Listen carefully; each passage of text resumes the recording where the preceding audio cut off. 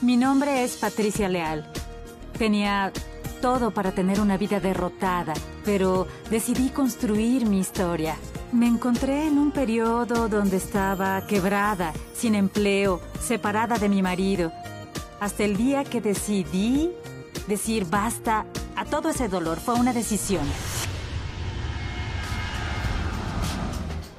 Soy una mujer que no paro nunca en mi vida. Corro mucho.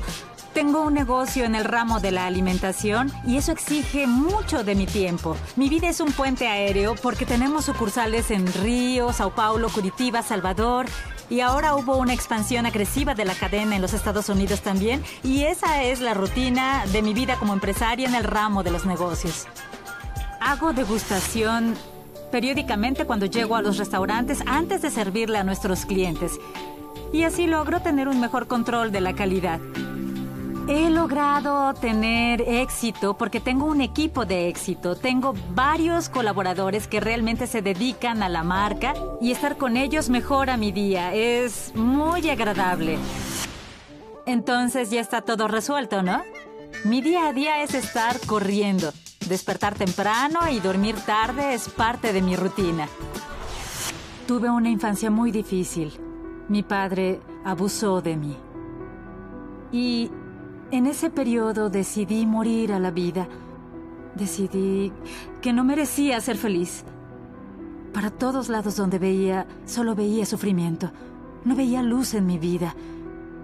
Y ahí vi que tenía que tener actitud. Actitud para tener una vida diferente. ¿Recuerdan cuando les dije antes que estaba separada? Pues sí, me casé de nuevo.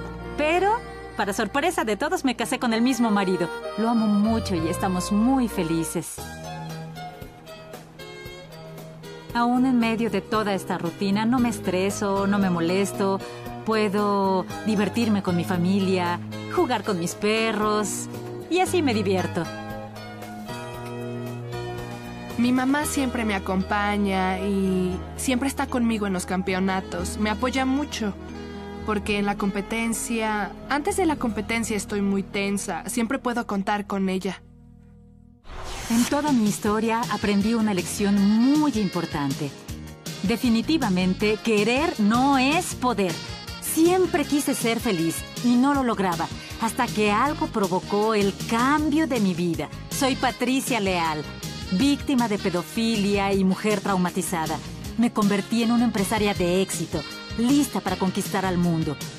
Yo soy la Universal.